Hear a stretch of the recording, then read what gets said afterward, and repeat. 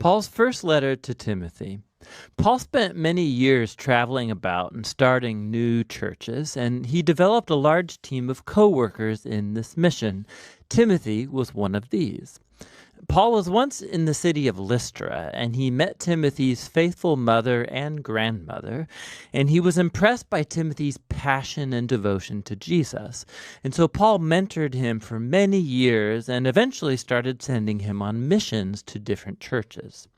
And so when Paul got word about a group of leaders who infiltrated the influential church in Ephesus, they were spreading incorrect views about Jesus and what it means to follow him, he sent Timothy to confront these leaders and restore order to this church.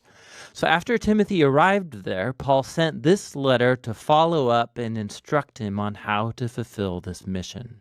The letter has a really cool design. There's an opening and closing commission to Timothy to go confront these leaders and their bad theology. And then these surround two large central sections that are full of really practical instructions about the problems that Timothy faced in the Ephesian church. And then finally, all these sections are linked together or concluded by a series of 3 poems that each exalt the risen Jesus as the King of the world. Let's dive in and you'll see how it works. Paul opens by recalling how he sent Timothy to Ephesus to confront these leaders who were spreading their strange teaching.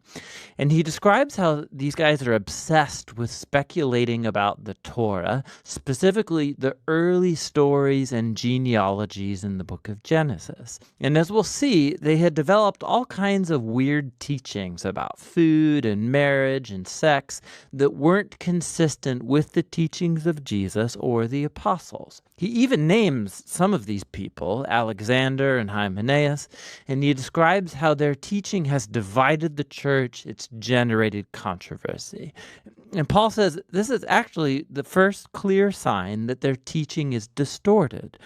When genuine Christian teaching is done, it's faithful to the way of Jesus, and it results in love and genuine faith. And he says the purpose of the Torah anyway isn't to fuel speculation.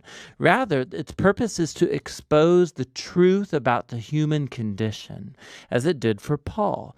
Correct teaching about the Torah will lead people to see the grace of God revealed in the Messiah who came to save sinful, broken people. And so Paul closes here with a poem that honors King Jesus over all, and he calls Timothy to shut these men and their false teaching down. He then addresses very specific problems in this church caused by the false teachers. First of all, he calls Timothy to hold regular church prayer gatherings, to pray for the governing leaders of Rome and for peace, because peace in the land, it creates an ideal setting for Jesus' followers to keep spreading their message about the God of peace, who wants all people to be saved, the God who sent Jesus as the only mediator